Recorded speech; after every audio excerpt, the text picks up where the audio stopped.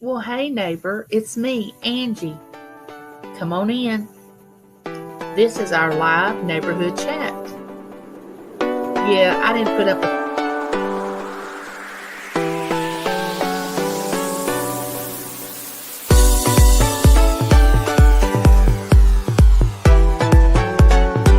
I thank y'all for coming and visiting me today. I'm glad y'all were here.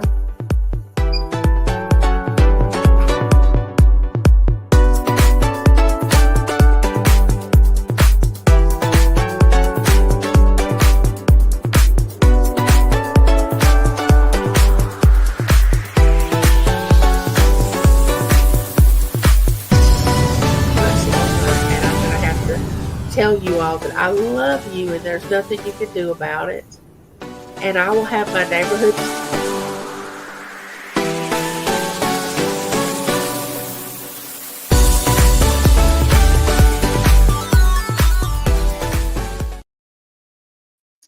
Hey, hey, hey. Come on in, my friends and neighbors.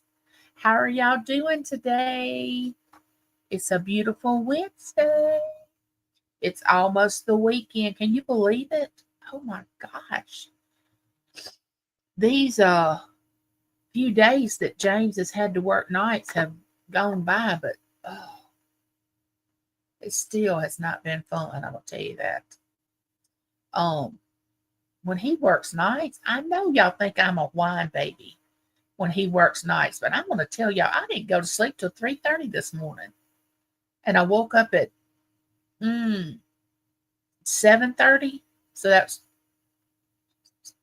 4 hours of sleep. And I don't mean good sleep. I mean that kind of in and out kind of sleep. So basically, I've had no sleep all night. But he's got one more night and then he's off. And then the next time he goes on shift, it'll be days. So I have a few more, several days before he works nights again after tonight. But oh my gosh, him working nights. And I need to quit talking about it because I feel like the more I talk about it, the worse it gets. You ever have that in your life? Let's don't talk about it. So I need to stop talking about it. But anyway, welcome in everybody. There's my few seconds of whining. I think everybody should be able to whine. You should have your moment of being able to whine. And believe me, I can whine with the best of them. I can be a whine baby. I really can. Um,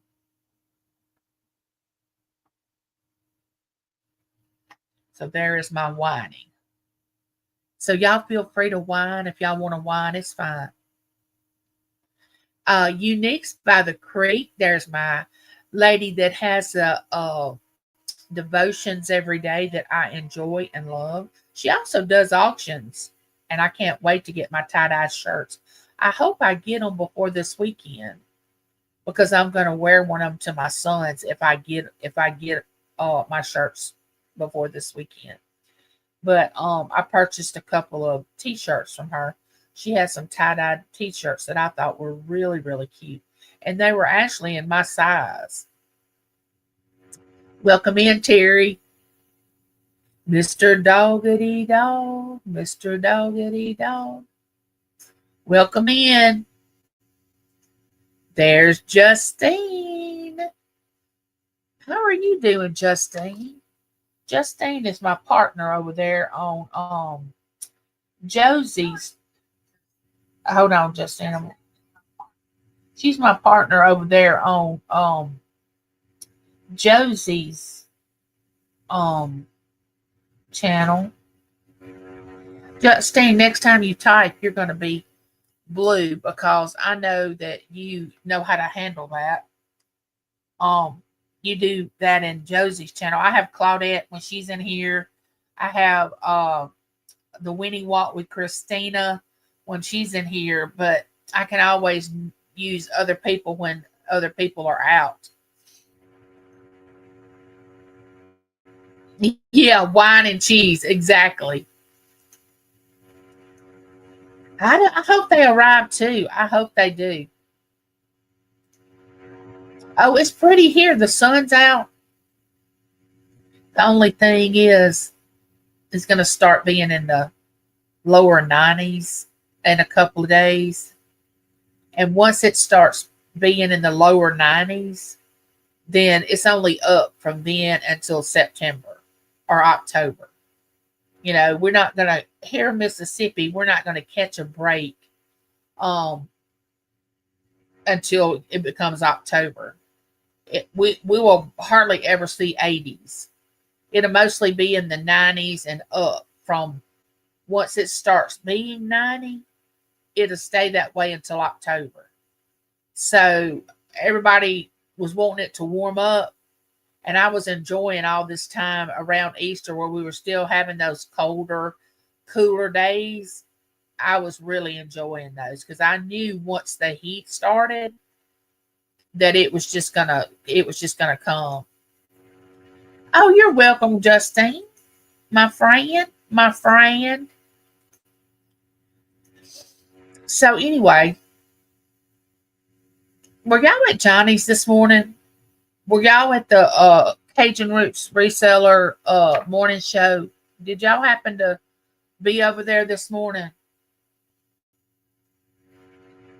I have a question. Is the reason I'm asking.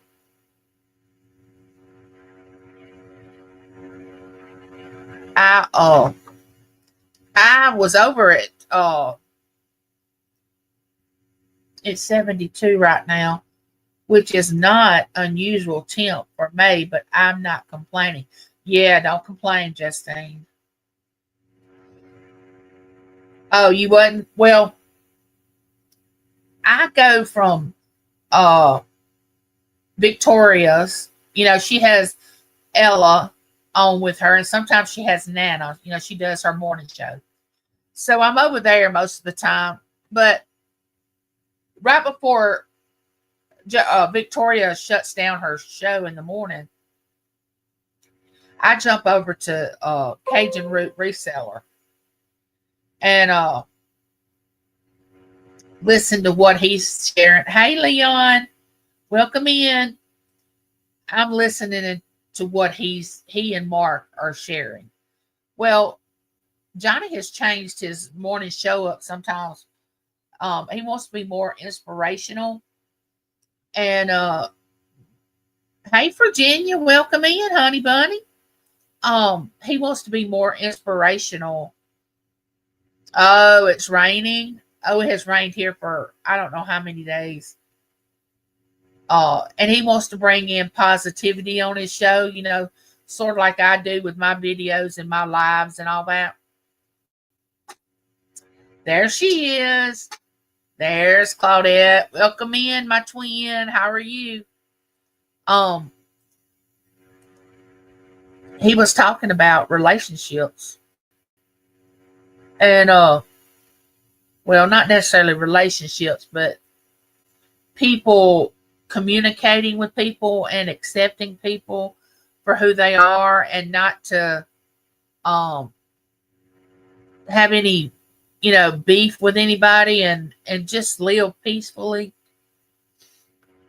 And that seems to be the theme lately of the channels that I have been going to. Hey, Suzanne, how are you? Welcome in. And I don't know why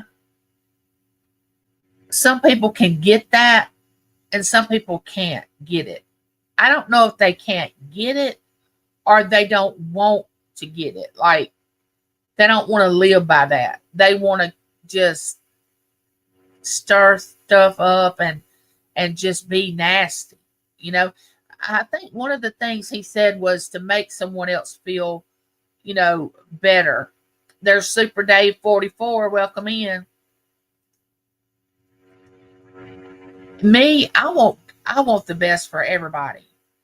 I want the best for your channel. If you have content, I want you to succeed just like I want to succeed. I'm not jealous of you if you have 12,000 people in your chat, and I don't judge you on if you have 10 people, in there. It doesn't matter to me. If I want to be there, I'll be there. But I'm not going to go into I wouldn't stir anything but soup. You got that right. Um, I wouldn't intentionally go into somebody's channel or their live chat and just stir up stuff. But some people just live for that. I mean, they just honestly live to go into other people's life, their lives, their business, and they just want to stir. It excites them. It makes them feel alive. It makes them feel needed for some reason. How can you feel needed um if you are causing trouble in someone else's live chat? Carol was in I try to say exactly what's in my heart. I want to be that authentic. If I feel like I need to say something to somebody that's positive, I'm going to say it. Well, the other day, I had said in the chat that I miss Carol being on YouTube. And she said today that it made her feel good that I said that. I'm not trying to pat myself on the back because of this. I just want to give you an example. And I had no idea just those few little words would make a difference for her day. That might have pepped up her day for me to say, "Hey, Carol, I miss you. I miss you being on YouTube." It's okay to tell somebody that you miss them. It's okay to tell people that you wish they were around more. It's okay to tell people you care about them. It's okay to tell people that that you love them and that you want the best for them. I understand that people have been hurt. I mean, who has not lived that hadn't been hurt before? If you have lived your life and you've never been hurt, please contact me and let me know how you've done that. Hey, Auntie Mama, welcome in. There's Auntie Mama. Auntie Mama comes on early in the morning. I saw where Auntie Mama got a package from somebody. She got some mail, well, it wasn't mail, it wasn't just mail, it was a package. And when somebody thinks of you like that and sends you things, which I don't do this for people to send me things, though I do get things, which I really, really appreciate and love. I really do. But I love to give things. I love to give people things. It makes me feel good to give.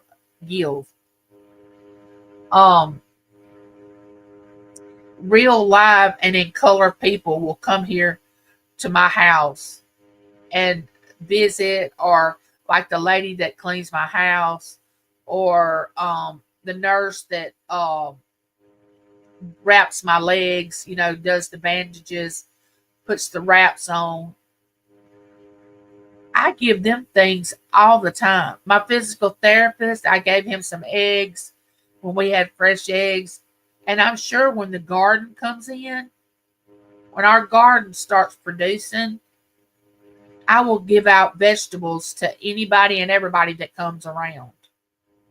Because I love doing that. I absolutely love giving to others. Some people do not give. They're just not givers. They're takers, but they're not givers. You have some people on YouTube that want to come into your channel because you have a lot of people that follow you, and they want to be a part of your channel because they want to get some of your people to come to their channel. But they don't offer anything. They just want to come over and just take. It doesn't bother me that people want to come over here because they think they're gaining something. It doesn't matter to me. I'm glad you're here. Maybe you'll be different if you start coming over here, because I want this to be a place of positivity and fun and laughter. And sometimes we can get serious and talk about a topic, that everybody wants to discuss. But I just want it to be a general place to come where everybody feels comfortable. Especially when those tomatoes come in full force. Oh yeah. I cannot wait till the garden. Actually, if it hadn't have been raining so much and the ground outside being so wet, because I can't really go outside in my wheelchair um when it's raining and it's been wet, because of course I'll get stuck, and my wheelchair is not four-wheel drive. Which, come to think of it, I should have asked them if they could put that on my wheelchair when I got my new one, if they could put four-wheel drive on there. But I don't have that. So as long as it stays wet, I have to stay inside. As long as the ground is wet. Hey Aisha, how are you? Welcome in. So I don't think I've told y'all this story. Y'all are going to say, Angie, I know you didn't do that again. I know you didn't do that again. But I did it again. But this time it wasn't my fault. It wasn't my fault. First time it was my fault. This time it wasn't. So James and I were out by the garden. Jody Unique. Well, welcome in, Jody. So James and I were outside. Hold on just a minute. And we, if you've been to any of my lives outside, I have a shed down below in my yard that looks kind of like a barn that James keeps all of his stuff in, and he has a little shed on it and everything. Well, I ride down by the garden and I start heading down toward the shed. Well, I'm just going to ride around on the grass and go back toward my house. Well, hey, Josie, welcome in. James says, no, come this way. Come this way. Well, everything in me, in my gut, is saying, don't go that way. Don't go that way, Angie. Well, I say to him, James, I don't think my wheelchair can go over those rocks. We have those things that look like rocks on a railroad, those little stones. And, but I do it. I start heading the way that he wants me to go. So I get around where he wants me to be, and lo and behold, my new wheelchair gets stuck. Halfway in those rocks and halfway out. So I'm kind of sitting like this. Yeah. Second time I get stuck in my wheelchair. I remain calm. I'm like, okay. I'm going to get out. It's fine. Well, he puts a little board underneath my one of my wheels and want me to turn to ride up on this board to go off and get my wheelchair unstuck. Well, it doesn't work. It doesn't work the way he wants it to. So his idea, he tells me, okay, I'm going to go get your walker and you can stand up and I will move your wheelchair. And I'm like, no, I cannot stand up on these rocks. And plus, I'm going to be like not balanced when I stand up. And he says, well, I've seen you stand up in the house. I know you can stand up. I said, the house is flat. It's flat. It's not rocks. I said, you cannot even stand on these rocks. So the whole time we're going back and forth, and I'm just saying, no, I'm not doing it. I am not standing up. I am not breaking a heel to try to prove to you that I'm right. That's what I'm telling you. Well, come on in and get you some fruit snacks. And so I said, just go in and get my other wheelchair, and I can transfer from one wheelchair to the other wheelchair. That's what I'm telling you. I can just transfer. So he's like, no, we're not going to do it that way. I'm like, well, I'm not standing up. I am not standing up.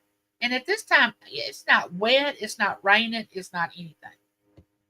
So he decides that he's going to get this ramp that I use to get up in his truck, and he's going to lay it flat in front of my wheelchair, and I'm going to walk onto this ramp, and he's going to move the wheelchair behind me. But the ramp is up off the ground a little bit, and if I would have stood on it, it would have went boom like a seesaw. And I'm like, nope, I'm not doing that either. You don't understand. I am very unbalanced. Well, he's getting agitated. He's like, I don't understand why you won't stand up. I said, well, you've never been handicapped. Let's just put it like that. I am not doing it. I don't feel safe doing it. I'm not doing it.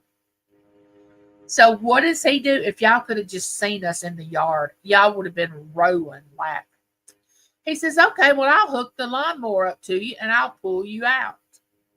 Well, he thought that was going to embarrass me and me say, no, don't do that. I don't want you to pull me out with the riding lawnmower, our zero turn. Hey, CJ. Oh, I can't wait. I can't wait to see it. Thank you. Josie said, I ate ice cream. Get a nice haircut, CJ. I know you'll look good. I knew this was going to end up a story for Josie's show. So he decides that he's going to hook his zero-turn lawnmower up to me and pull me out of this place where my wheelchair will go again. At this point in my life, with my handicap, I don't get embarrassed. I mean, I don't get embarrassed with my handicap. I mean, it is what it is. I'm not ashamed to be in a wheelchair. I'm not embarrassed to be in a wheelchair. I'm way past that. I am way past it. So we're both out in the yard. And love you, CJ. And he hooks the lawnmower up to my wheelchair in the back, like behind me. And all he has to do is like turn me a little bit, and then my wheelchair will be on that board and I can go. I can go. So he gets it, he cranks the lawnmower up, he hooks me up. Now this is hilarious because I can just see the neighbors going, what is going on over there in Angie's yard? She's gotten stuck in her wheelchair again, and James is trying to pull her out. This is what I know, that's what they're thinking. Didn't bother me what they were thinking. I didn't care. So James hooks me up and he pulls it a little bit, and my wheelchair turns, kind of wobbles, and it gets onto the track on that board. He says, okay, now try to go.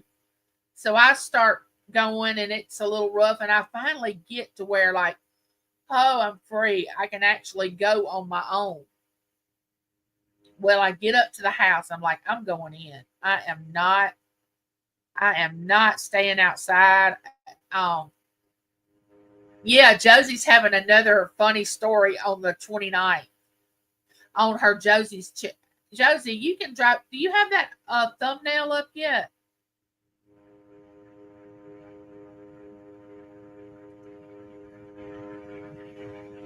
You're just fine to me, and I can't stop laughing. I hope it does. I hope it does end well. So I decide I'm like, I'm not staying outside any longer. I'm going in my house.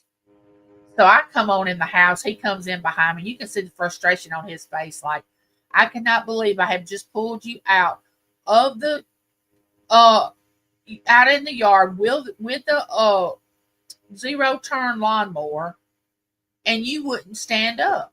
I'm like, I'm not breaking a hip. That's what I just kept on telling him. I am not breaking a hip to prove a point to you. I mean, I would have sat there until the cows come home. You hear me? I would have sat there until dark. I would have sat there until he called the fire truck to come to my house and physically lift me up out of my wheelchair and set me over to the side. I would have. I wasn't moving. And he realized that okay, Josie, he realized no, but I wish I had. Um and he finally realized, oh, she's not standing up. She's not getting up. Well, when my physical therapist came the next week, because this was like on a Thursday or a Friday, and my physical therapist comes like on a Monday or Tuesday, I start telling my physical therapist this story that I'm telling you all. Well, the whole time I'm telling him, his eyes they're just getting bigger and bigger. Yeah, I need a fireman. That's right. And he can see that I'm okay, so he knows it ends well. He knows the story ends well, but he doesn't know what he's going to hear from the time I begin the story until I end the story. So his eyes just keep getting, like, oh my gosh, what did she end up having to do? Did she put herself in danger? Did did she scare herself to death? I mean, what happened? And I tell him the part about, well, I suggested that he come in and get my old wheelchair and bring it down to where we were, and I could transfer into my old wheelchair, and he could get my new wheelchair out. And so he listens to the whole story. I know he wants to laugh. I know he does. And I tell him, I said, look, you can laugh if you want to. I said, because I can laugh at myself. It was funny. He said, you know what? He said, that was the best idea or the best idea you had, was to go get your old wheelchair and transfer into it. That would have been the safest thing for you to do, was to transfer into your other wheelchair. And I told Matt the story, and Matt was like, yeah, that would have been the best thing you could have done, was transfer into your other wheelchair and let him get your new wheelchair out. Okay, you and I both know, as long as y'all have known me and y'all have known James, James thinks like a man that, okay, let's just say this. James, that's just the way James thinks, is let me hook a machine up to whatever stuck. I mean, he's the type of man that has a 4-wheel drive truck that rides up and down the road looking for somebody that's went off in a ditch so he can pull them out with the 4-wheel drive. Okay? That's just the type of person that he is. That's the way we do it here in the South. Somebody's on the side of the road, you got a 4-wheel drive. I mean, from the time we've been married 38 years, James has had a 4-wheel drive truck. Why? I've often asked him that question. Why do you want a 4-wheel drive truck? Well, of course he hunts and he goes to leases. They lease their land. I can see in a way why he has a 4-wheel drive truck, but really, it's just a thing. It's like, well, that's what we do here in the South. The men have 4-wheel drive trucks. And I'm like, so, you don't have to have a 4-wheel drive truck. But of course, he works hard, and he's a hard worker. And if he wants a 4-wheel drive truck, then I feel like he should have one. But still, he doesn't necessarily need one, because the insurance is higher on a 4-wheel drive truck. They cost more than a regular truck, but he's always had one. So he honestly was probably thrilled that he was getting to pull my wheelchair out with a piece of equipment. But what was so funny was he thought he was going to upset me by saying, oh, I'm just going to hook the zero turn lawnmower to your wheelchair and I'm going to pull you out of here. And I'm like, okay. I mean, do what you got to do because I'm not standing up. I mean, I'm just like a little 2-year-old child sitting there going, nope, nope, I'm not doing it. I'm not doing it. I mean, I can just see myself now and him looking at me and I'm going, nope, nope, I'm not. And it's funny. But where I come from, you need a 4-wheel drive truck. I love driving trucks. Well, I never really liked driving James's truck. It felt like I was driving a bus.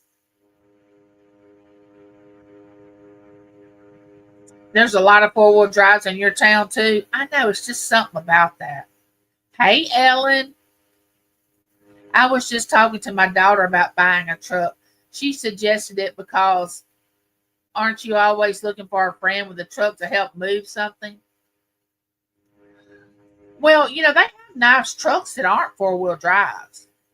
I mean, they really do. You can buy a nice truck. Yeah, they're nice. Don't misunderstand what I'm saying. They are nice. And I am so happy that he has been able to have one our entire marriage. You know, I really am. But I don't think it's necessary. But I'm a female, so I don't think it's necessary. The cars don't have the leg room anymore. That's true. We only have one paved road here in town, and we have a truck and a Land Rover.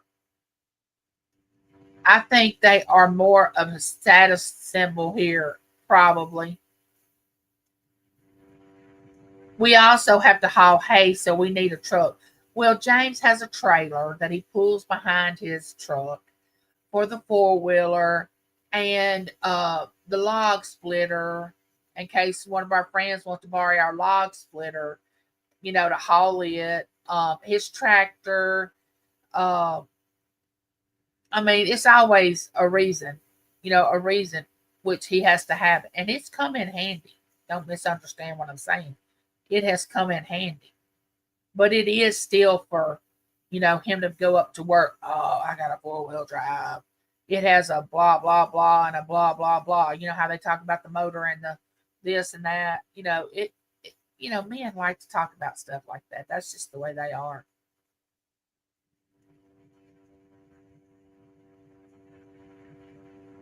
It sounds like my kind of town, Ellen. We also have to haul hay. Yep. Um,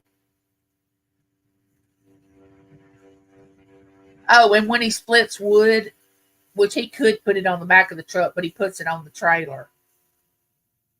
When he splits wood, when he goes to somebody else's a place and splits wood for us to have firewood here at our house, he has to load it up on the trailer and all that. Having one thing turns into needing something else.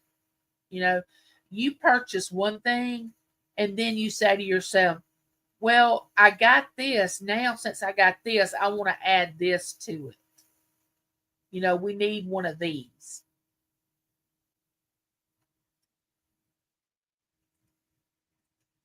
But anyway, that's my second story of getting stuck in my yard in my wheelchair. So, needless to say, I'm kind of gun shy about going in my yard now unless we get a drought that I know the ground is dry. But I didn't get caught in the dirt this time. I got caught in the rocks. And I was kind of leaning like this, kind of unlevel. I wasn't just straight on. We had a trailer to haul water before we drilled the well. Doug's not a fan of towing, especially on these narrow, rocky roads. Josie said, I learned to drive in a GMC truck sticks you. Now I can drive a standard. I can I can drive. I used to love to drive a standard. Um, but not hey Mike, hello. Welcome in. Josie, did you do the column?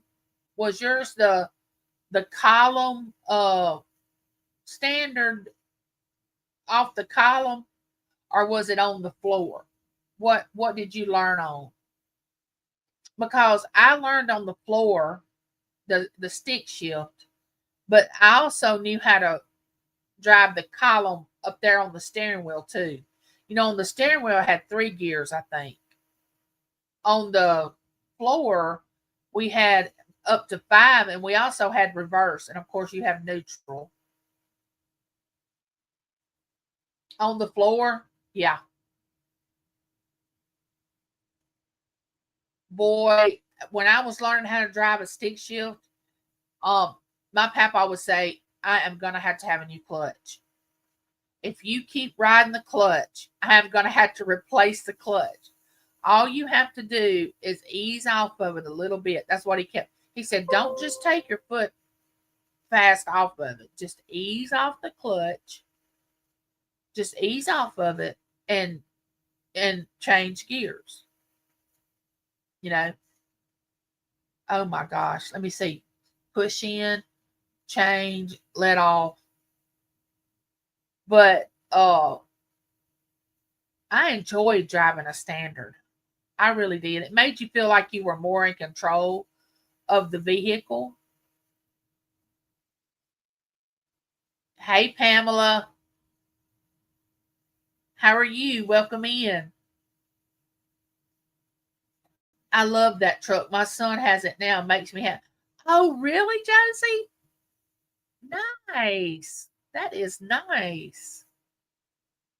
Can y'all see Josie in that truck, driving that truck around? Because, you know, Josie's, okay, Josie, I love you. You know I do. But, you know, Josie's not very tall. Can y'all imagine Josie behind the wheel of that truck, shifting that truck, and her trying to look over the steering wheel? That would be cute. I I taught the boys to drive. I quit on the daughter and made hubby teach her. She was scary.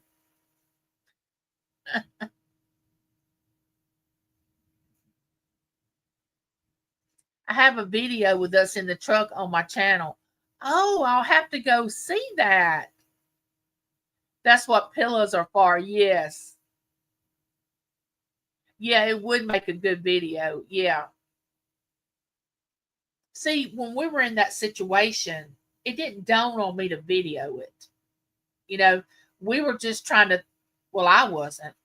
I mean, there was really nothing I could do except sit there because I couldn't get up. I couldn't move my chair. And y'all don't know the feeling that is till you get in a situation where you know that if you get stuck, you're stuck. And if you don't have your phone, if you don't have anything, you're there. And I had never been in that position until I become handicapped. And it's like, oh my gosh, I'm stuck and I can't go anywhere. That is the worst feeling.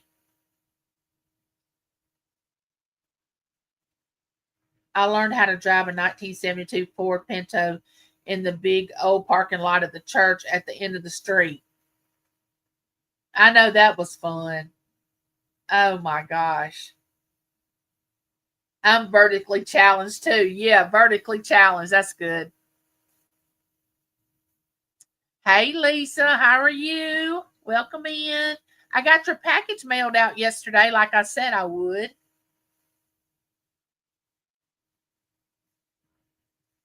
Yeah, Lisa has auctions. I didn't get to go in there last night. I fell asleep like really, really fast, and I woke up at 11:30. And from 11:30 to 3:30, wide awake, could not sleep. Needless to say, I felt like, let's just say, poo poo when I woke up this morning. I slept from 3:30 to 7:30. Well, sort of slept. Didn't really sleep good. And I felt so bad. Not sleeping is not good. But I don't know if I told y'all this, but I got my machine in the mail where you do your home sleep apnea test to see if you have sleep apnea. Y'all should see this thing. I don't know if y'all have ever done it, but they send you all the equipment in the mail and they send you the instructions and all that. Well, you got to put this thing on your nose, of course. You got to measure your neck. You got to put the camera thing on. You got to put this other thing around your waist. You got to put this thing on your finger. I guess it monitors your heart. I don't know. So they sent it to me Monday, and I was supposed to do it Monday night, Tuesday night, and Wednesday night. Well, I call them and say, look, I can't do it because my husband's working nights and I don't have anybody here to help me hook myself up to all the equipment. You know, they're like, okay, we'll do it the next 3 nights that he's off work. But you have until Monday to send the equipment back. It's got to be post dated for Monday. Okay. So I'm going to do it Thursday night, Friday night, and Saturday night because they want you to do it 3 consecutive nights. But we're going to be at Matt's Saturday because, we're going to go spend the night at Matt's house and be for Berkeley's dance recital. And I thought, well, I could do it Thursday night, Friday night, and Sunday night and be back home to do it. Well, I talked to Matt today, and Matt's like, no, Mama, bring it with you. You can wear it Saturday night here at my house. I'll help you hook it up. Don't worry about it. So I said, are you sure? He's like, yeah, just bring it Saturday night. It'll be fine. So I guess I'm going to do it Thursday night, Friday night, Saturday night. Y'all, I don't know what I'm going to do when I wake up and I can't sleep. These people, this machine's supposed to be testing me when I sleep. But if I'm awake and can't sleep, I don't even know if it's going to work. I don't know. It was pretty hilarious. I can't believe I drove that truck, no power steering. I know, Josie. I have driven vehicles with no power steering. It's unreal what it feels like. It is hard to turn, hard to turn. But now that I look back, it was so much fun. Oh my gosh, it was so much fun.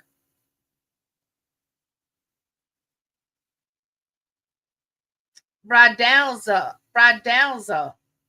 welcome in. Hey, David, welcome in, y'all. Callie King, welcome in. Hadn't seen you in a while. Where have you been? It's good to see you.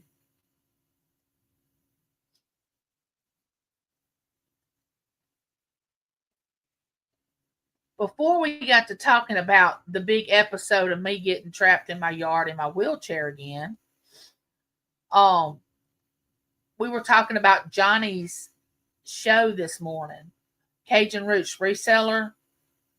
He's kind of turned his morning shows into positive things, trying to give inspiration to people and be positive and uplifting. And this morning he was talking about it's kind of what Ella and I have discussed and Josie and I have discussed before on our shows about if you don't want to go into somebody's channel, don't go. If you don't like somebody, if you don't care for them, Johnny said he had someone send him a message that they said, oh, I can't come to your channel anymore because so and so's in the chat. They didn't like it because somebody they didn't like was in the chat. So they were telling Johnny they couldn't come back to his show. Well, what did they expect Johnny to do about it? Johnny didn't have any problem with the person being in there. So what was he supposed to do with that information? He wasn't going to tell that person not to come to the chat because that you didn't like them. It just doesn't make sense what some people want you to do in order for you to be happy in the chat.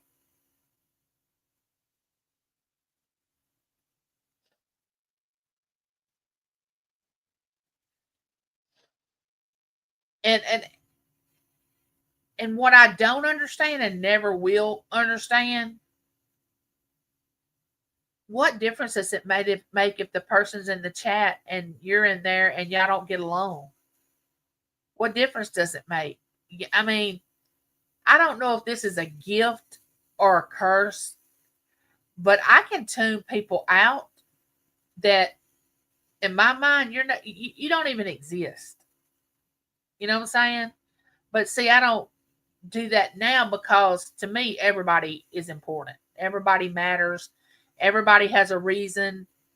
But used to, I could literally block you out of my mind and it was just like you had never been born. And I don't know if it was a gift or a curse. But I could. But now I'm not like that. Now I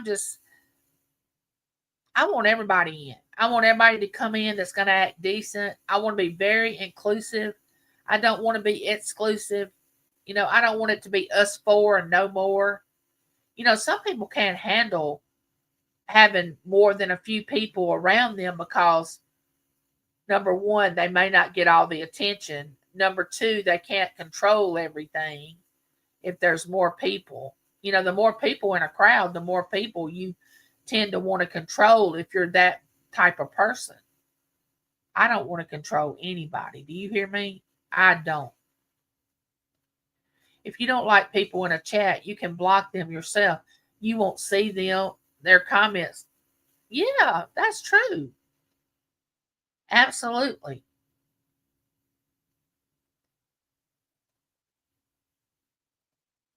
I know, Josie. And something else that people do not get? There are just some mean people in the world. People act like they'll make excuses for them. The reason this person's doing this, the reason that person's doing that.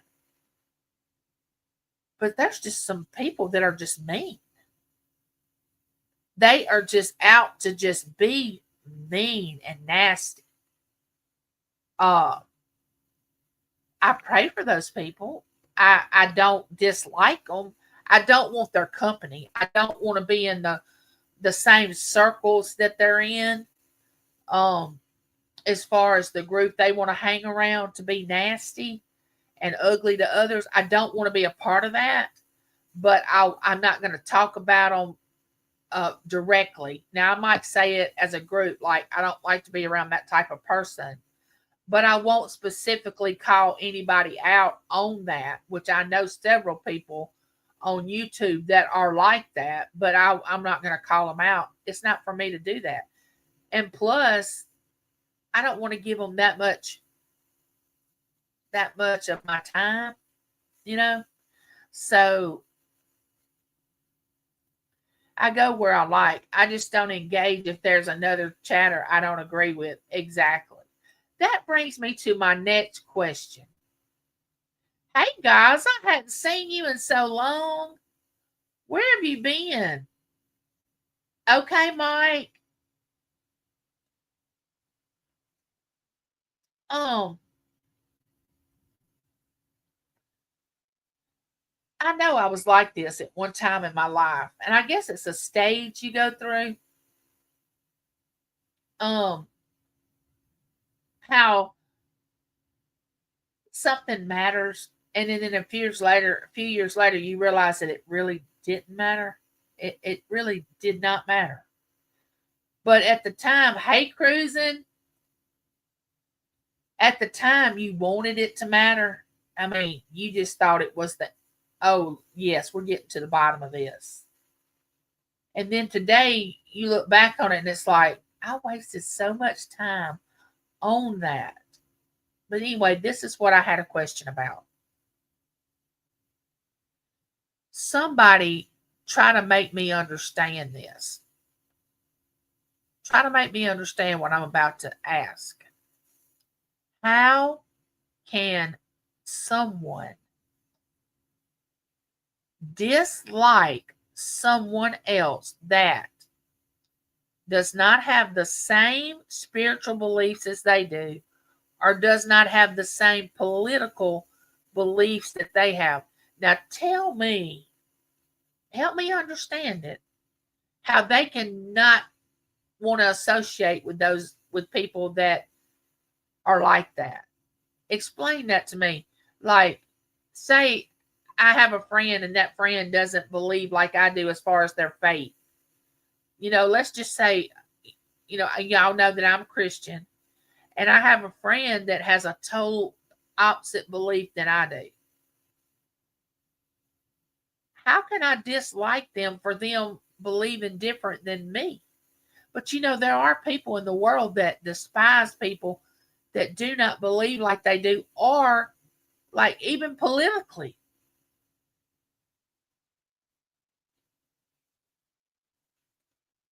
How is that even possible?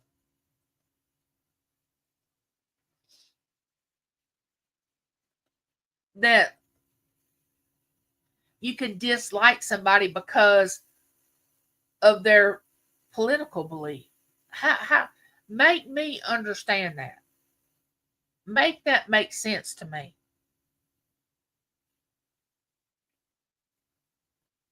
These days, I can understand the political divide because there is no middle ground. Some of their ways are just 180 from how I live.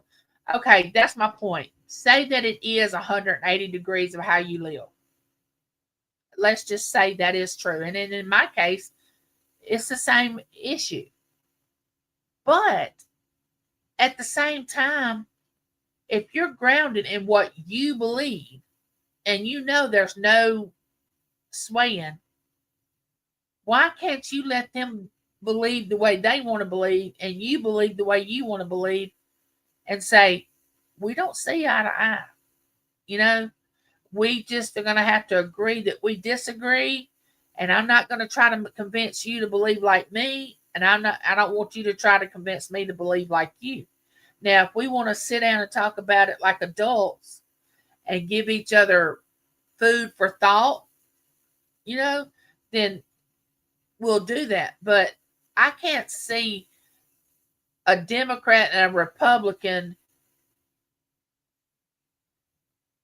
Now, I can see in Washington why they wouldn't like each other. But I'm saying, as far as the people, if I work with somebody that was not the same political belief as I am, I can't see me not liking them just because they didn't vote the way I voted. I just cannot comprehend that.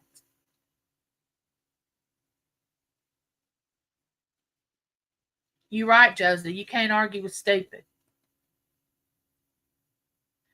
I do let them be, but because we live different, we won't be friends. Oh no, we won't be friends. But say that I don't go and seek out people to be friends with. I just kind of let it evolve the way people come into my life. You know, I don't set out to go, oh, well, that person has this spiritual belief or that person has this political belief, so I'm going to stay away from them. I don't set out to do that. Um, I just say, you know, like say I work with somebody that had a different belief than I do. I still say that we could be friends because I think it would be interesting to listen to why they thought the way they did. Because I can sit back and listen and not have a feeling toward whatever they're saying. Everybody can't do that, but you can sit in front of me and be the opposite of what I feel like it is, and I'll just sit there and go, okay, all right, okay, and I'll listen. And then I may say, well, would you like to hear why I believe what I believe? And if the person says no, I'm like, okay. And if they say yeah, I start saying what, my belief is. Hey, Maritza. Really, I'd like it better when you didn't know who voted for who. Yeah, that's why I don't discuss my my political views. Life's too short to carry head within carry head within your soul. All it will do is tear you apart. Smile and the world smiles back. Exactly. Um, suppose that we have a something tragic happen in our area. Say we get took over. Let's just use a scenario. Say we got taken off the grid. It just shut down. We didn't have internet. We didn't have communications with anybody within our town. Say we didn't know what was going on in the world because we didn't have internet. We didn't have radio, nothing. We had to depend on the people that were around us in our little small town. Okay, it becomes a whole different story when you have to start depending on somebody in your area that you normally would think, well, I don't really agree with them. But when you get desperate and something happens, maybe you are going to have to depend on them. You know what I'm saying?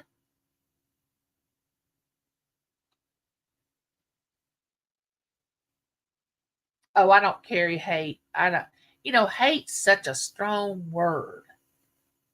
It's such a strong word. I have a few really good friends of different faiths and political affiliations. We sometimes have discussions on these things and agree to disagree. Exactly. And see, that's when you know you're mature and that you can handle that. A lot of people just can't handle it for different reasons. Some are immature, some want to be right fighters. They want to be right all the time and they want to prove to you that they're right. Well, sometimes there's not a right or a wrong, it's just a choice.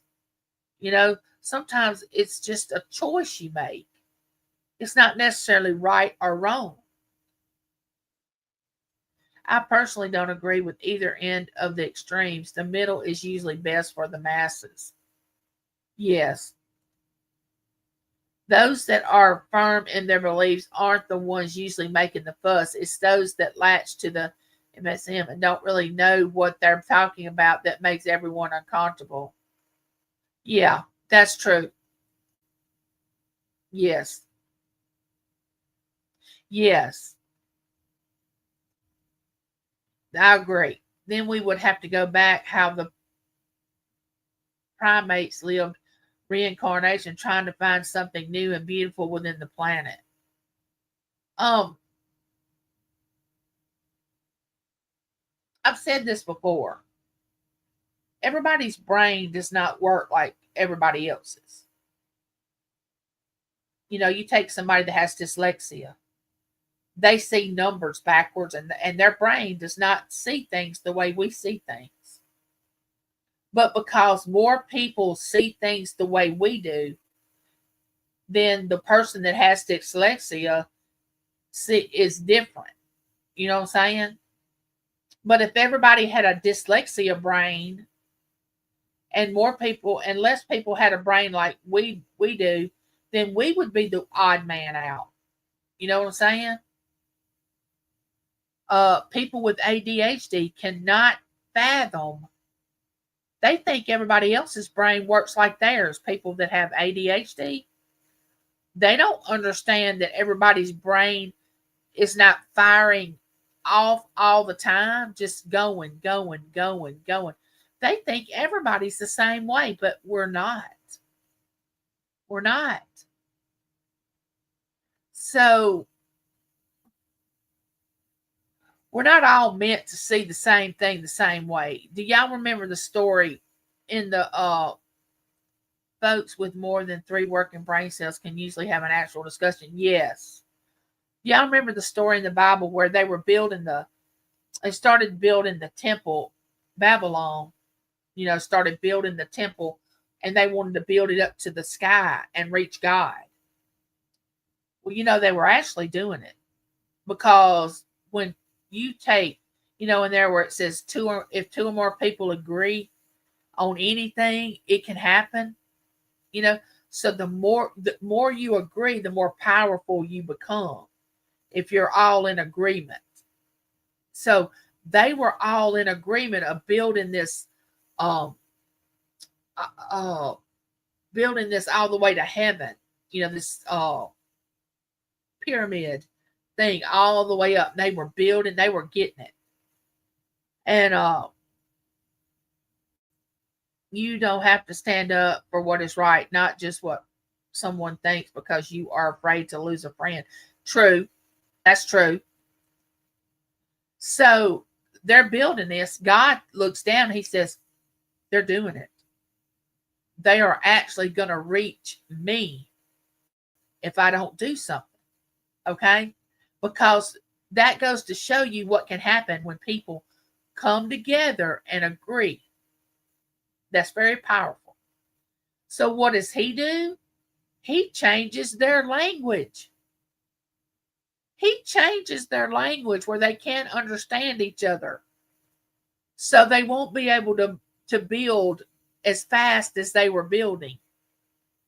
That's why the word babble, somebody will say, oh, quit babbling. You're just babbling.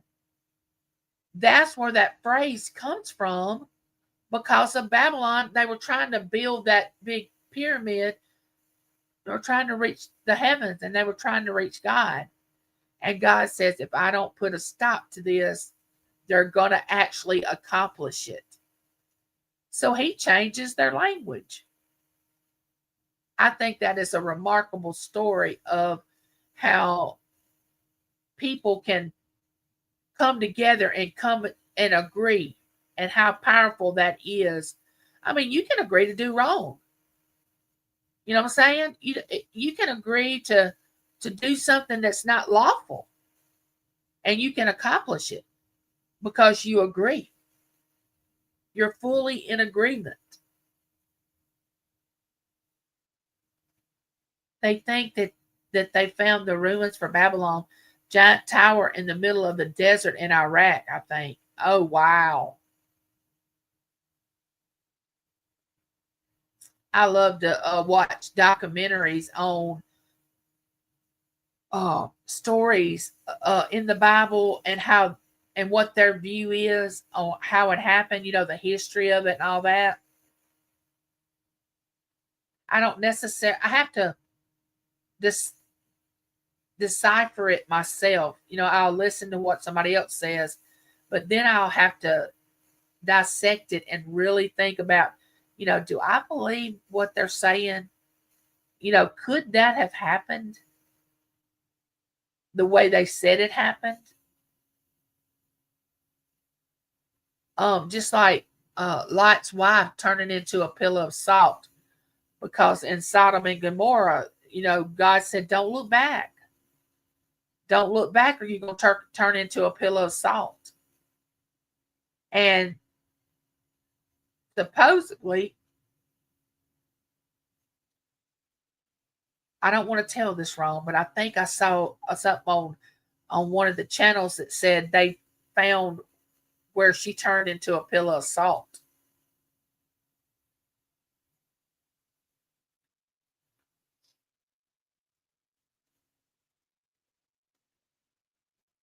And I just think it's remarkable how all this in the world can be going on, and what was created, and us being here, and people not believing in a higher power. You know what I'm saying? How can all this be without a higher power? I can't comprehend that. I don't judge them for it. Like I said, everybody's mind does not work like everybody else's. It just doesn't. The only person that can ever change anybody, in my thinking, is God himself. I mean, we can't change people. I mean, why would you want to? I mean, why would you want to change somebody and be in that much control?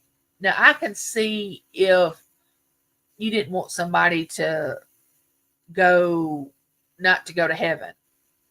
You would want to say, well, I need to think for them because they're not thinking, and I don't want them to suffer. But still, ultimately, that's not left up to us. I think they did, Angie. Yeah. Hey, Justine, what did you kick it with on these YouTube streets?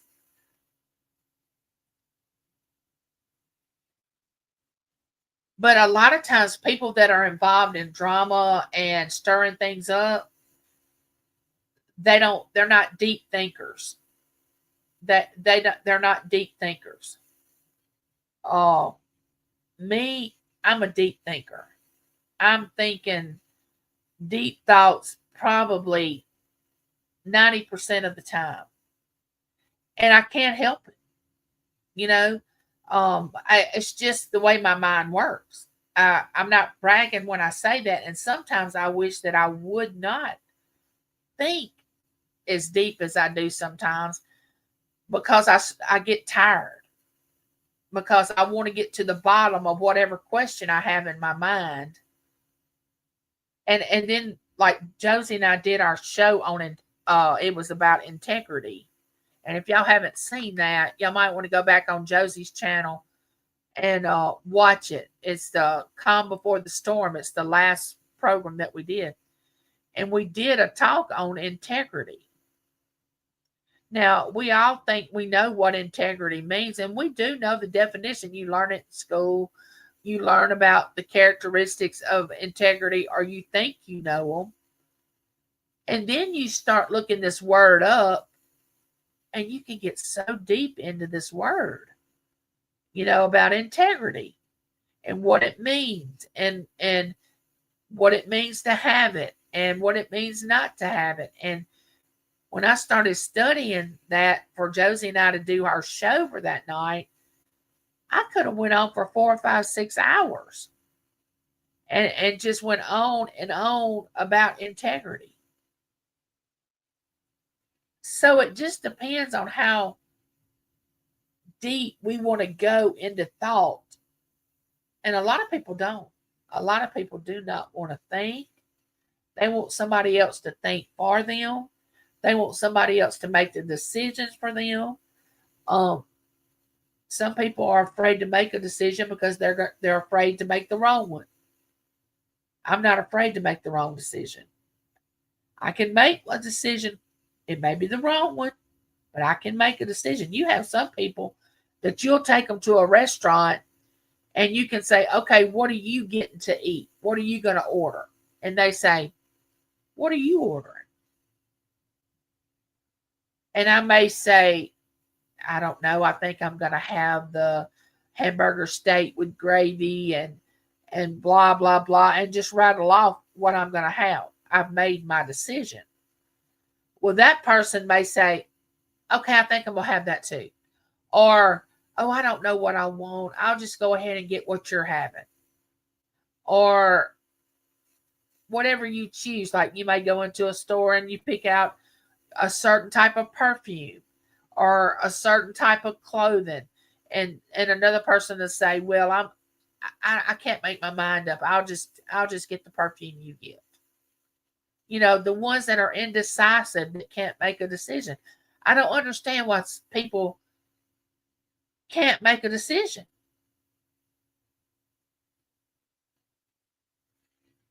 Some people will try and judge you by whose chat you go into or mod for. I find that so silly. It's ridiculous, Justine. And the only thing we have to relate to each other by, most of us, is YouTube. And that's where we have to put our thoughts when we're on chat together, is how we treat each other within the channels that we go in. You know what I'm saying? And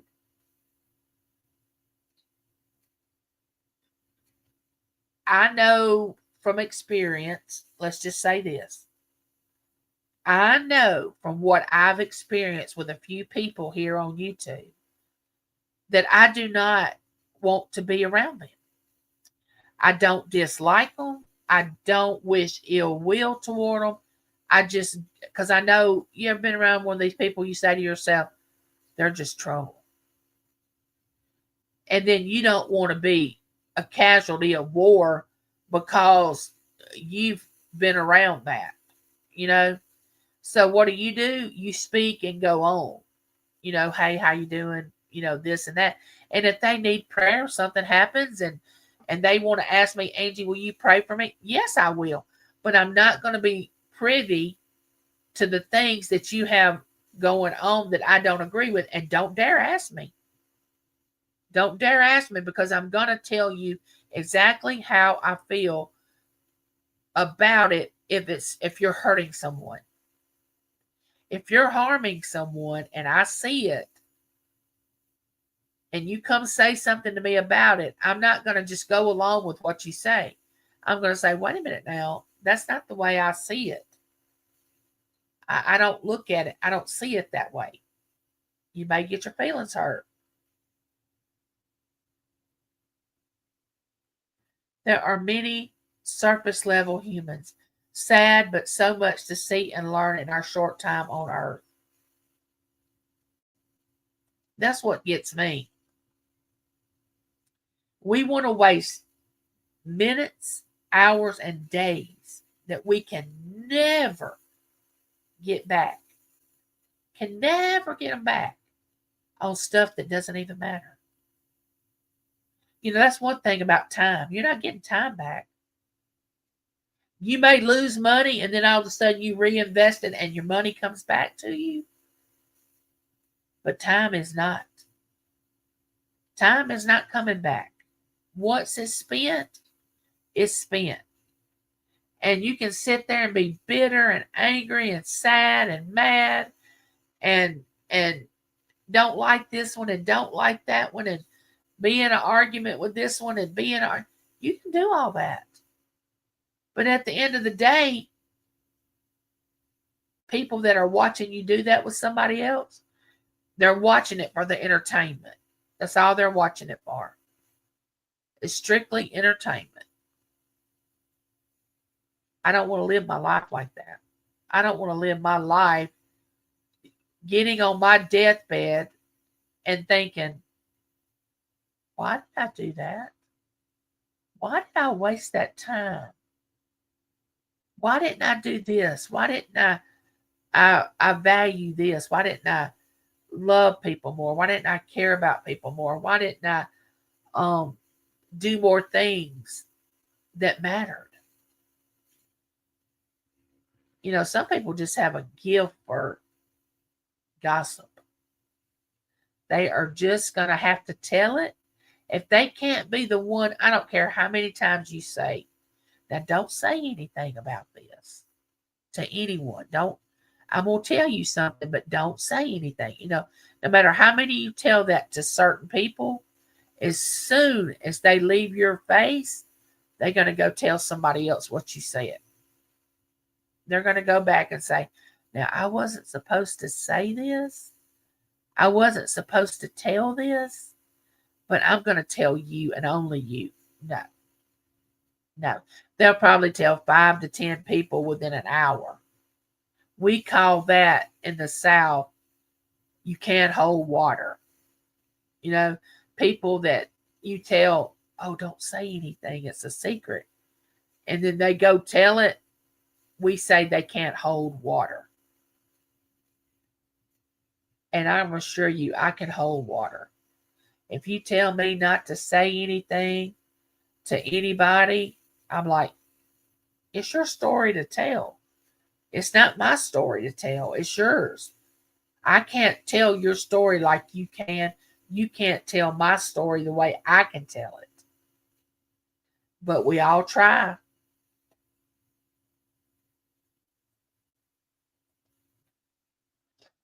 Integrity is what I live by, no matter what or who leaves me. Exactly.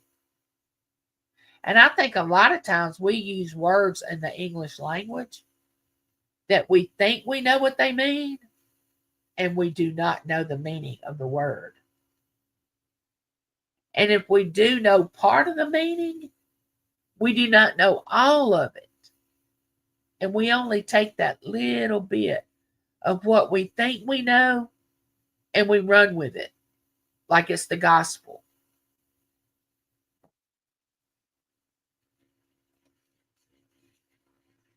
It's so immature and sad. It's pathetic. Yes.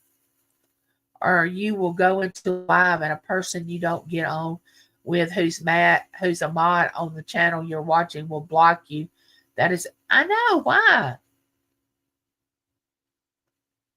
Hey Nez, how are you? So good to see you. I hadn't been getting notices of you going live lately. Have you been going live lately? Because if you have, I haven't got a notification. Y'all check Nez out. She has a real good channel.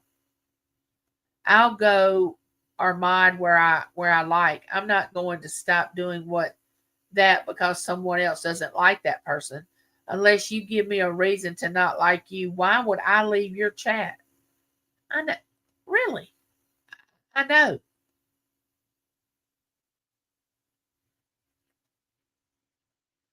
Somebody explain that. Explain that. Life is too short. Every day we live is a day closer to death. Just enjoy life without bitterness. Exactly. Come on in, neighbor.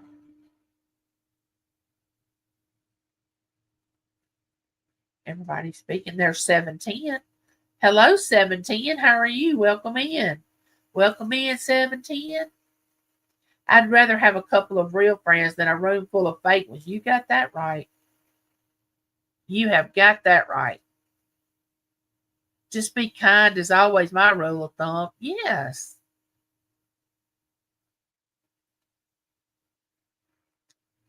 One real friend is better than 10 fake. Yes.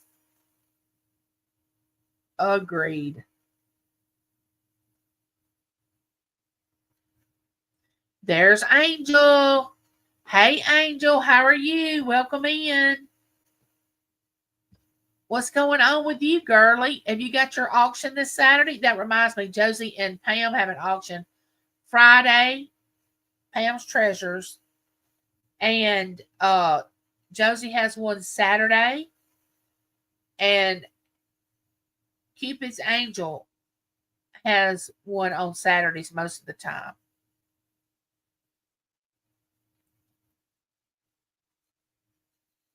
It's all have to do with a person's. Yes, you're exactly right.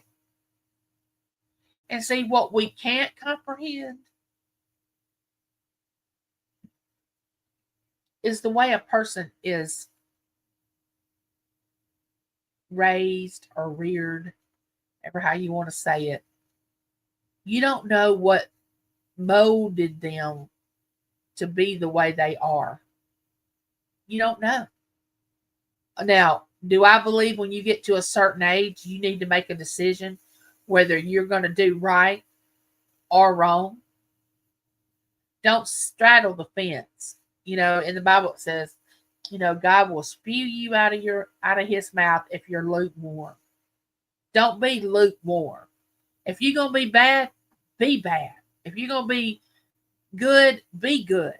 I mean, don't straddle the fence.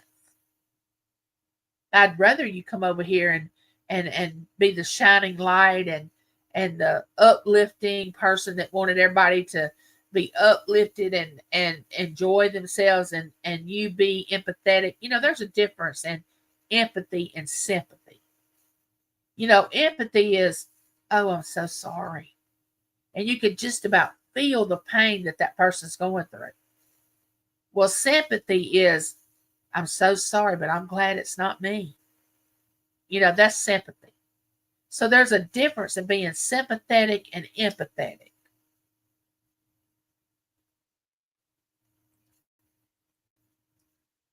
I wasn't in a clique in high school. I'm not going to be. Exactly, Ellen.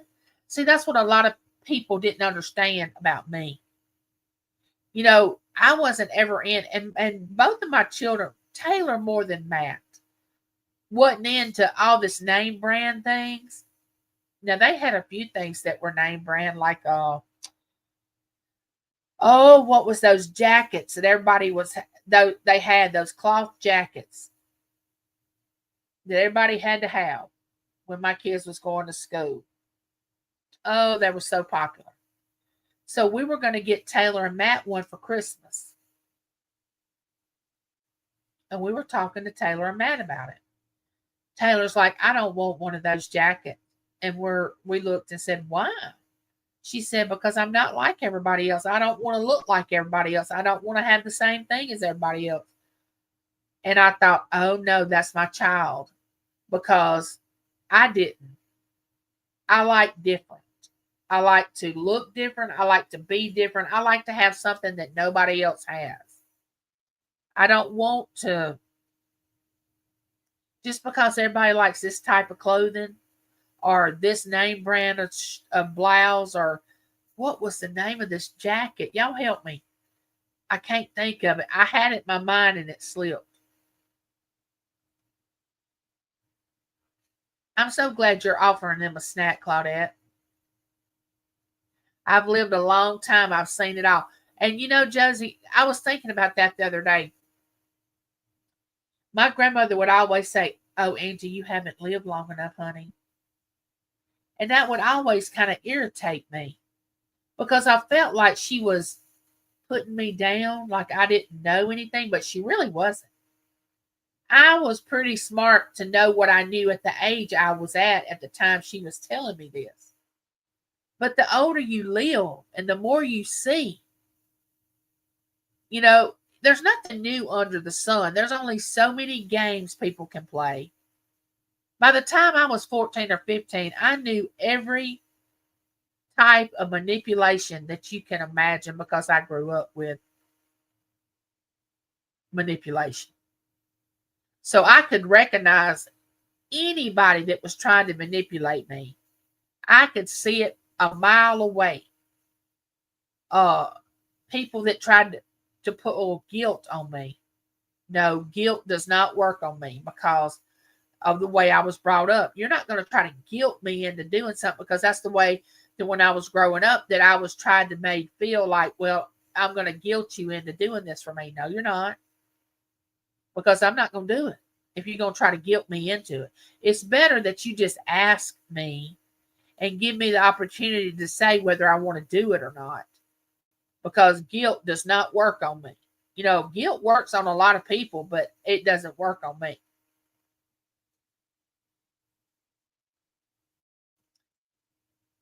Okay, I'm going to try to pronounce this name. Yorina? I hope that's correct. Welcome in. Keep it said, I'm not sure if I'm having an auction this weekend. Yeah, that's right. Josie has one today with Scooter, Selena, and Josie on her channel. That's right. That's the one thing y'all might not know about Josie. Josie shares her channel with other people. She had an auction with Crystal, and it's Crystal Clear something. I cannot remember the whole channel name. Josie has such a good heart that she allows people to come on to her channel and sell. Hey, Sue, the Bud Files, welcome in.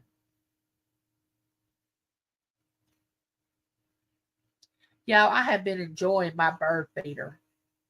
And I want y'all to know something. Those little squirrels, there's 2 of them that have been coming up to that bird feeder. But I've had all kind of different birds, and I haven't caught all of them on video. But every time I go to try to catch one that I haven't filmed yet, it flies away. But I'm gonna get some more video of different ones. But y'all, that is the best $5 I have spent in a long time. Is to get that bird feeder that hangs on the window. It is the cutest thing.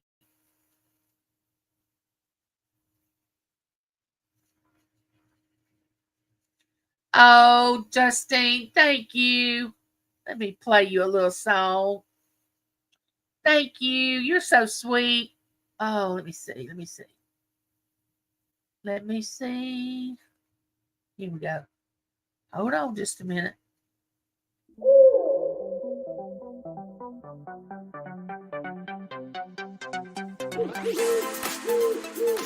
Super Chillin'.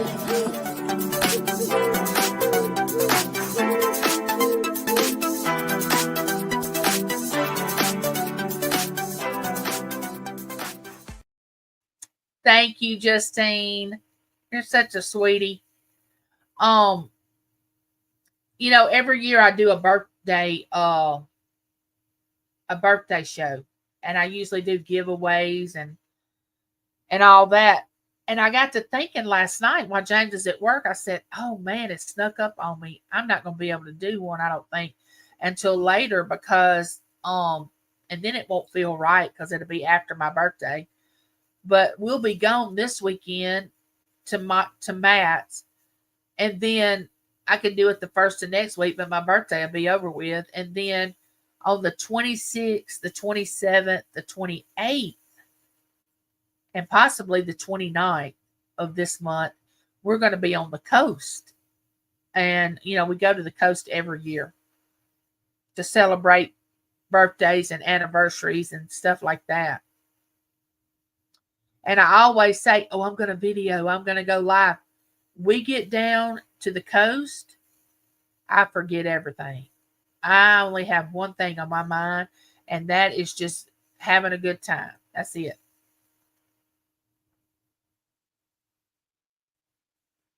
This will be the first year in about 3 years that I won't do something for my birthday. Oh, I love owls. I love owls. People that know me for a long time on YouTube, if you could see how many owls that I have in this room right here, I had to quit buying them because I would start thinking, now, if something happened to me, what would they do with all these owls? Because my daughter does not want them. My son does not want them. They would just either throw them in the garbage or give them to somebody. So I'm like, okay, and you got to slow up on the owls. I got owl jewelry, owls just everywhere. I got owls. Now I love them.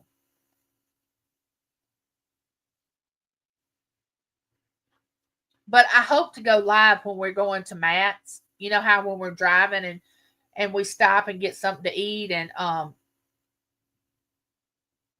I think I see one on your shelf back there. Oh, there, that whole shelf, and plus I have another one. There's two shelves up here. It has nothing but owls, owls, owls. People, when I first started YouTube and people got to know me, they would send me owls as a present, and then I would purchase some on auctions because you know me, I'm always in an auction somewhere, and that's what I love about this community because I don't even sell. Um, the 17th, Josie, it's Saturday, and Friday, James and I'll be married 38 years Friday. Friday is our anniversary. So, y'all, he's in the living room. He's supposed to be sleeping, but I'm getting him a for our anniversary, which I said I was never going to buy him anything anymore because one anniversary I bought him something, and he was like, "Well, I was really wanting blah blah blah," and I thought, "Okay, well, fine. I won't ever buy you anything else." But of course, enough time has went by, and he did say something about wanting this certain thing, so I'm going to buy him.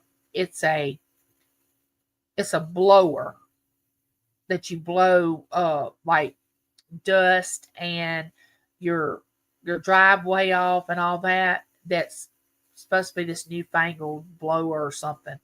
Taylor knows exactly the one because I had her kind of talking to him in conversation, and her all of a sudden say, "Dad, what was that blower that you were wanting?"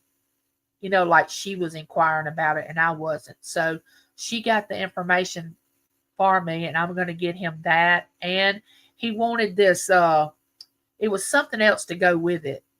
I said, "Taylor, you find out and then get back with me." And she's like, "Okay." So I'm going to get him that for our anniversary. But I told him the other night, I said, "Okay, when we're married 40 years, we're taking a trip somewhere. Either we're going on a cruise or we are going by ourselves somewhere." Now, I love my children. I love my grandchildren. But I want he and I to go on our trip by ourselves on our 40th wedding anniversary. I'll be 58 on the 17th. 58. Well, I just remembered my anniversary the first 2 years. After that, I can't get to remember. Last year, I was happy I remembered, and my mother in law celebrated it with us. And the next day, I realized leaf blowers are great. Yeah, we have one, but it's something about this one that is different. It's either better than the one. It's got to be better than the one we have, but it's something it does different. It may have some attachments on it. I don't really know, but anyway, he's getting that for our anniversary. It was the wrong day, so you know. Yeah, I'm still young. I want to make it up to Josie's age and be like Josie. Josie is who I say, okay, if I can just live as long as Josie's lived and get around and be that productive, even if I am in a wheelchair, that'd be a good thing to strive for. But my grandmother, she could outwork me, and this is when I wasn't in a wheelchair. She could outwork me, and I was in my 30s when she passed away, and she was 83 years old, and she could run circles around me working. Hey, Mama, four boys, where have you been? It is so good to see you. How is everything going? Glad to have you here. Um, so if I can just stay healthy, I can't imagine myself being 70 something and in this shape that I'm in now. That's why I'm so glad I'm getting physical therapy and all that, because some days, but I know why I felt bad this morning when I woke up. It's because I hadn't had any sleep. I had not had any sleep at all. It was bad. Good to see you too. So glad you dropped by. I'm going out to lunch for my birthday. I'm trying to eat healthy today and tomorrow so I can have a cake on Friday. Yeah, Justine, yours is Friday, isn't it?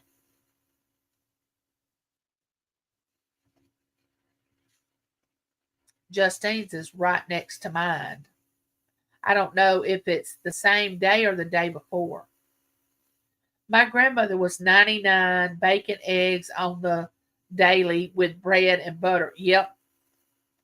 Um, my grandmother and grandfather, they were so tough. I mean, they could handle stuff that would probably make my head spin if I thought I had to do it now. They were back then they just made them different. You know, we're getting lazier but smarter. You know what I'm saying? Physically, we're getting lazier as people of the world, but we're getting smarter. Back then, when my grandmother and grandfather was alive, physically, that's all they knew was physical labor. All they knew was work. Hello, John. How are you doing? Welcome in. Good to see you. John, I was just telling them that um Saturday we're going to be going to my son, so we'll probably go live, like we do when we go on when we take trips. So y'all don't forget to go over to John, aka hold on a minute. Hold on. John Lucas, aka John the reseller. Hope I got that right. Y'all go over there and check his channel out. Yeah, there it is. John Lucas, aka John the reseller. He has sales. He collabs with Angela Vintage and Resale and Uni Magic.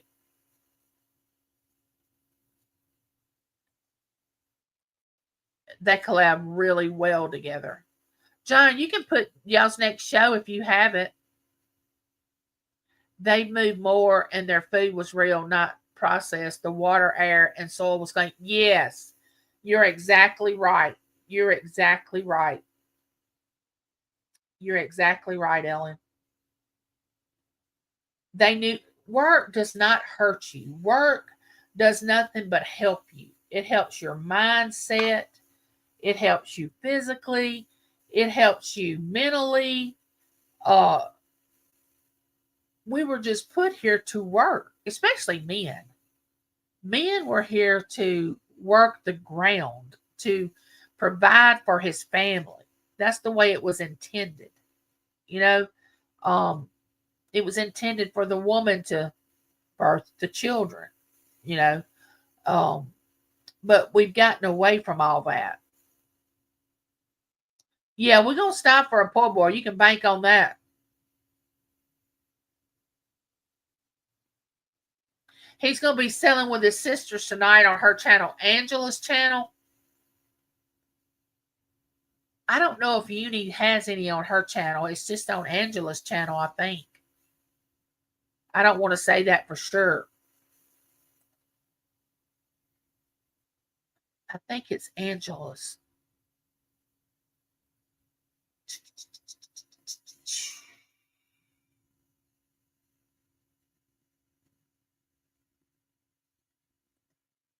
I've been a workaholic all my life. That's why I get frustrated that I can't do all I want to do. I understand that, Claudette, and you know I understand it more than you ever will know. Oh, I know. I always enjoy the ride-alongs. You know, we always have a good time riding to Mama Four Boys says, I can't find you, Justine. Yeah, it's Angela's channel. That's right. Angela Isaac, vintage and resale. Did I get that right, John? Sometimes I can't remember her name, but I think that is her name, Angela Isaac. I know it's Angela. I started working at age 8 years old on my dad's ranch. You know, to a child, I think you should start giving them chores and letting them become independent of you because really, as a parent, you're working yourself out of a job. That's what you're actually doing. When you start raising children, you're working yourself out of a job because you're wanting to teach them to become independent of you, which makes you proud and hurt at the same time because you're so proud that they learned it, but you're so hurt that they don't need you anymore. You know what I'm saying? They need you, but not in the same way. And you don't want them to be totally dependent on you for the rest of their life. I didn't want my two children to be totally dependent on me. I didn't want that for them. I mean, it hurt me. No, I won't say it hurt me. It made me sad when Matt went to college 4.5 hours away from our home when he had never been away from home ever, except he went on church trips, he went on school functions, he went on, to his friends' houses. But when he went to college, I cried all the way home. I cried the whole year he was graduating, and James would look at me and go, are you going to cry this whole entire year every time we go to a function? And I'd look at him and go, yes, I am. I did the same thing with Taylor, but I don't want them. He's 35.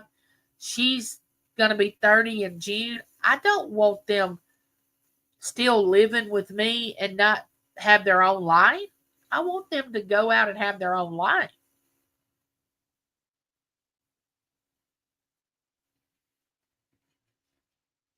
Oh my cousin. Hi, Ann. How are you? Welcome in. How are you doing? I love that my parents taught me to work hard and earn my own money. I instilled this in my kids, and they had chores always. Yes, there's nothing wrong. Matt, when he went off to college, he knew how to wash clothes. He knew how to cook. He knew to clean up after himself. He knew all that. He knew how to do outside chores as well as inside chores. And so did Taylor. Taylor could go out there and split wood just as good as Matt could. And Matt could come in and wash clothes just as good as Taylor could do it. You know, a lot of people say, "Oh, well, you shouldn't teach a boy shouldn't be washing dishes and folding clothes and washing clothes." And well, who's going to do it for him when you're not around? Why shouldn't he learn that? You know?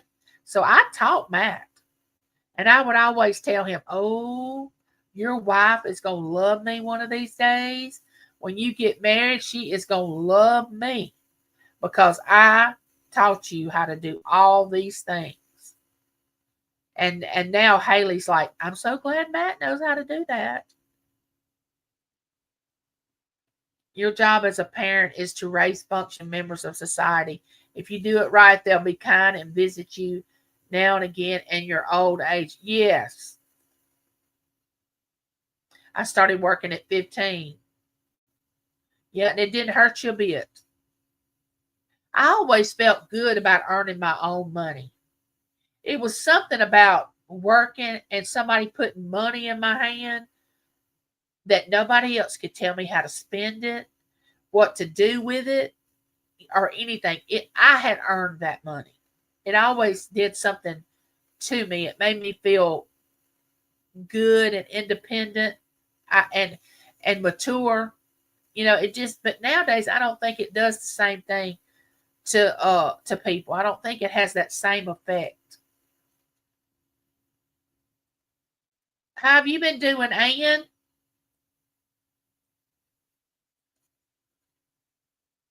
I'm pretty sure that Ann comes on really, really early in the mornings because one morning I couldn't sleep and I woke up. It had to be about 4:30 here. And I think Ann was on. I think I saw her channel name and it said live. And I thought, oh my goodness, what in the world is Ann doing live this early in the morning? She was, which I've gone live at 6:30 in the morning before. But I really think this was about 4:30 my time. I don't know if she's on Central Time or Eastern Time, but it was 4:30 Central. It must be like us. She must be like I am, can't sleep.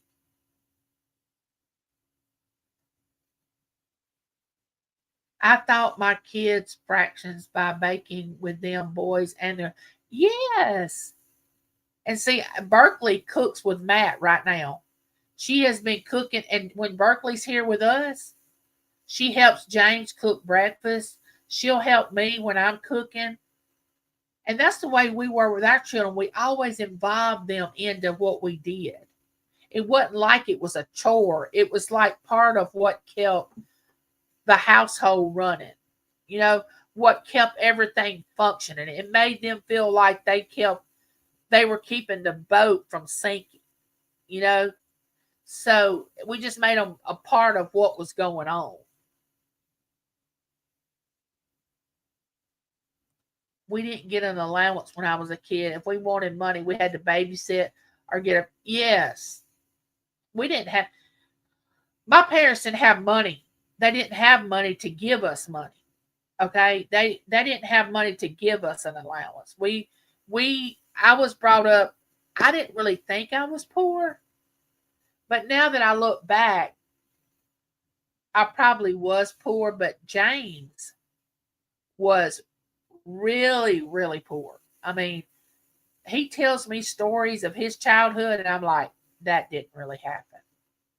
James, there's no way that happened.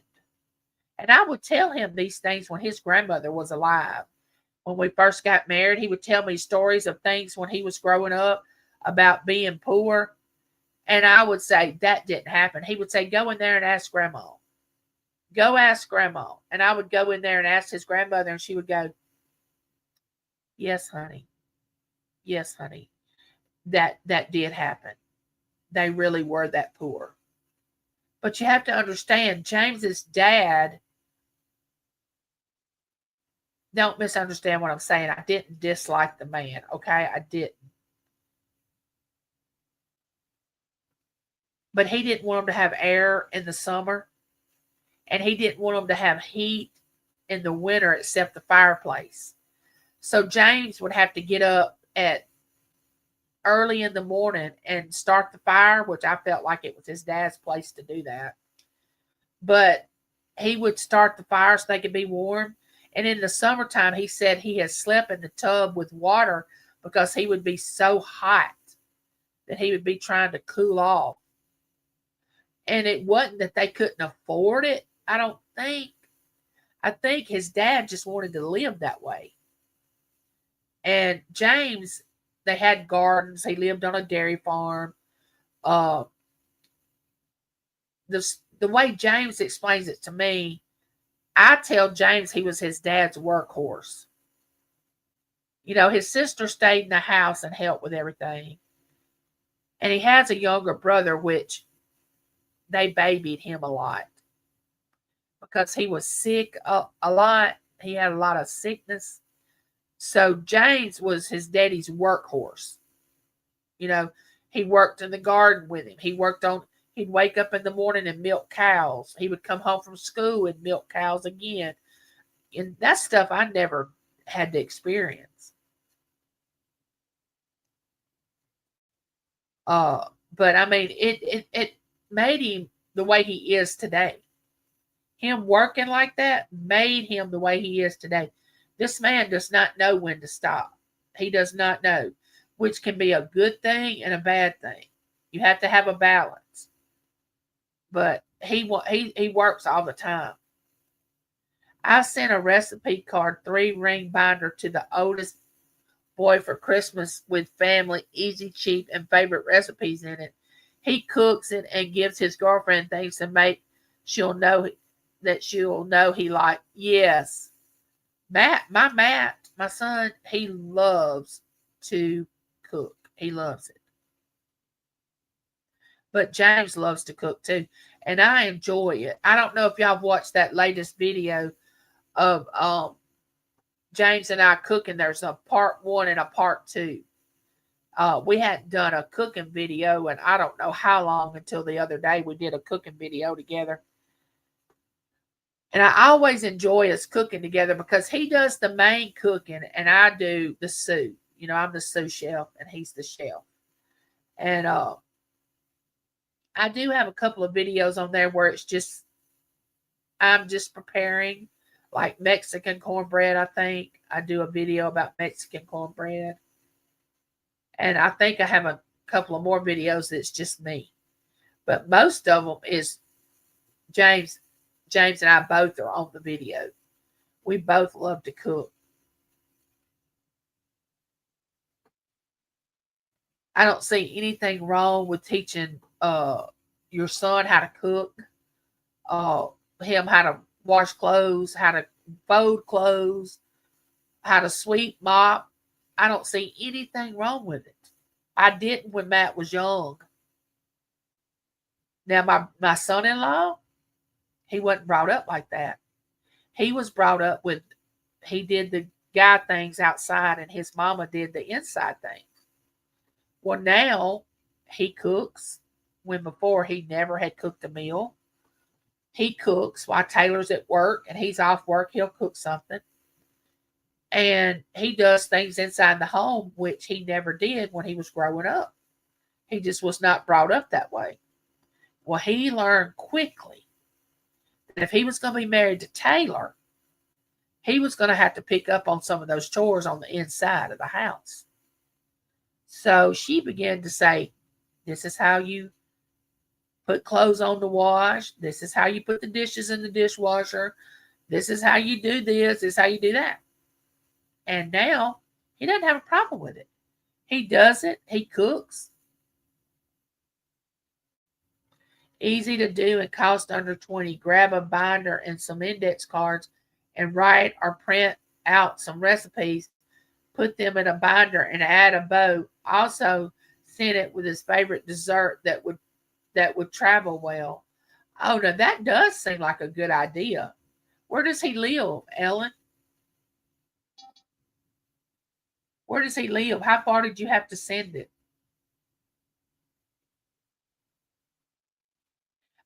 Justine said, I'm a terrible cook, but I love to watch cooking shows. Oh, I bet you could learn really easily. Now, I'm the type of cook that has to measure everything. I measure everything. Even when I cook macaroni and cheese from a box, I'm going to measure what it says on the box. James, unless I specifically say you've got to measure this, he will not measure anything. James will not measure anything. But I'm going to measure everything.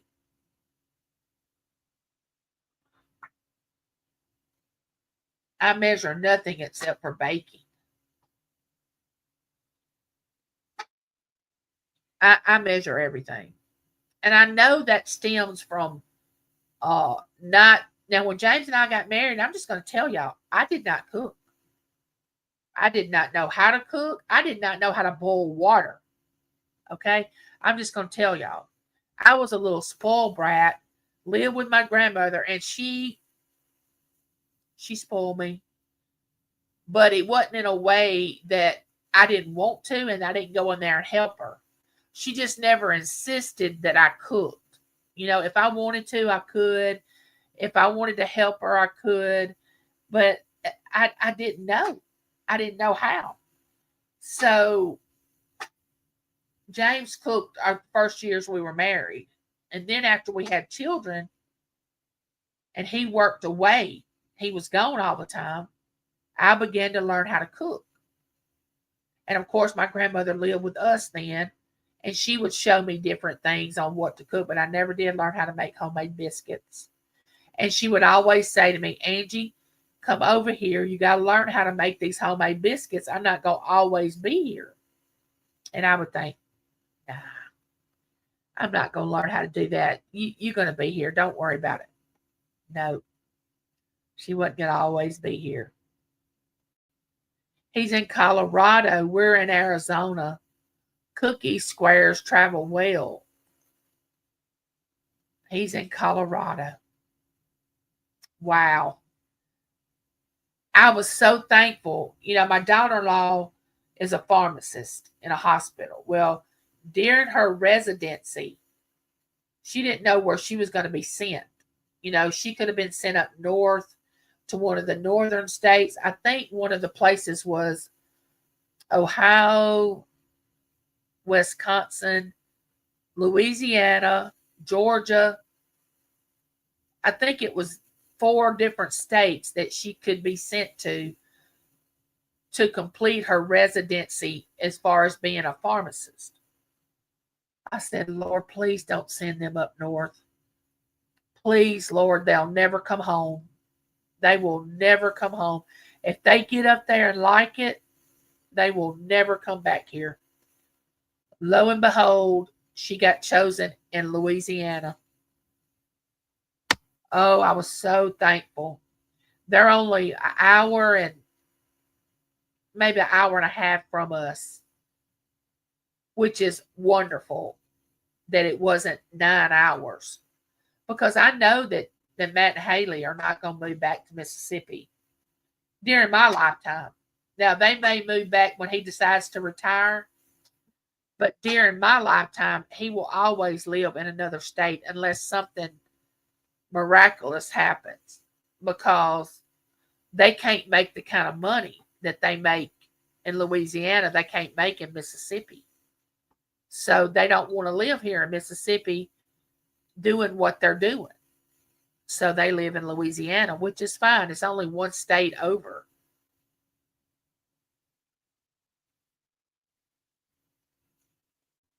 Where we're from Connecticut and Maine. Our daughter is in Boston. Our youngest son moved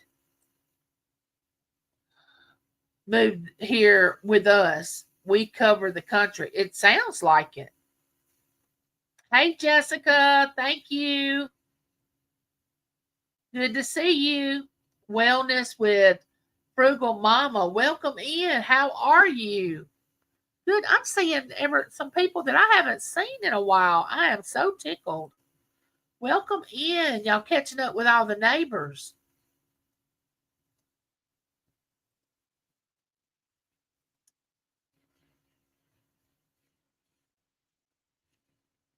All right, let's get this let's get this talked about. I will be doing a video, try to before we go this weekend. My regular video. Josie will be on this afternoon with Selena and Scooter Renee. She'll be on tomorrow and she will be on Saturday. Now, tomorrow and Saturday will be on her channel.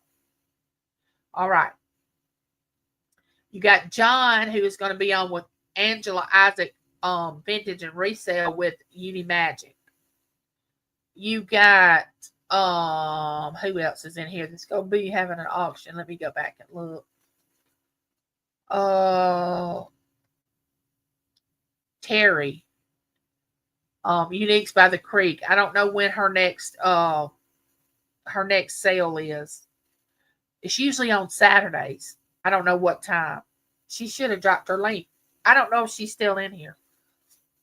She does morning devotions. Y'all, so y'all become her, connect with her, because she does a devotion every morning that lasts about a minute.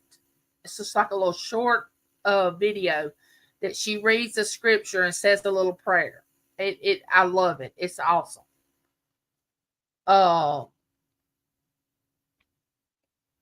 Who else? Y'all tell me what else y'all got going on.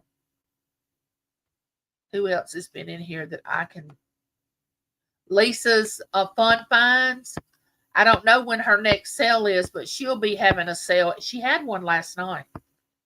And yeah, don't forget to give me one of these. Jessica puts up videos. She does dumpster dive and she puts up little short videos.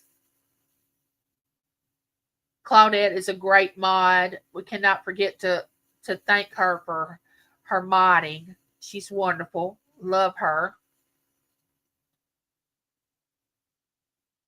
Thank the ones that haven't been in here in a while. Thank y'all for coming in and letting us know you're here. I am so tickled that some of y'all showed up that used to come in. And Ellen, I am so happy that you were here with us today and you have been coming to my live chat. I appreciate it.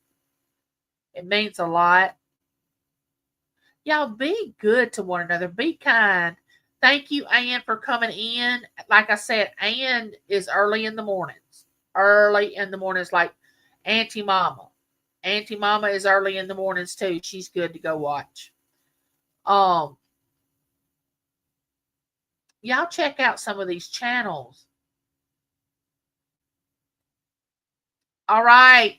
I love you, Claudette. I'll talk to you later. So y'all check out these channels. Here's the link for Josie's auction tonight with Scooter Renee. Thank you, Justine. And thank you again for the super chat.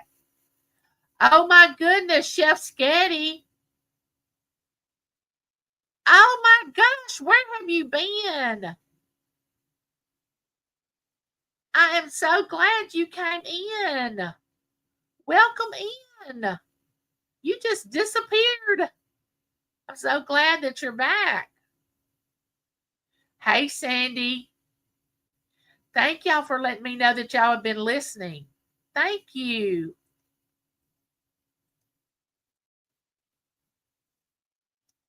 So as we finish the week off, just remember, be kind, be patient, be thoughtful, be considerate. Don't be selfish. Don't badger others. Don't bully. Don't cause drama, and don't be nasty to anyone else. I had to move after my home was hit and regroup myself. So glad to say hello again. Are you still in Florida? Are you still in Florida, Chef Scatty?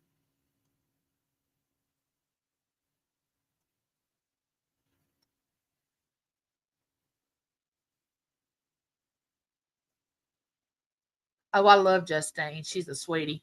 She mods over there at, well, not, yeah. She drops links and all that over there at Josie's auctions.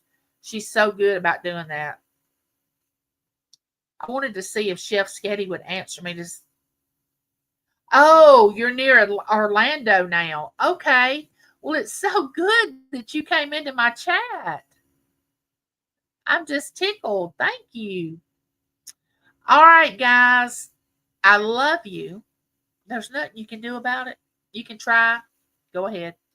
But I'm going to love you in spite of yourself. You may not love me, but that doesn't mean that I can't love you, because love is a choice. We can choose to love each other, or we can choose to tear each other down. It's a choice. Bye, neighbor. See you next time.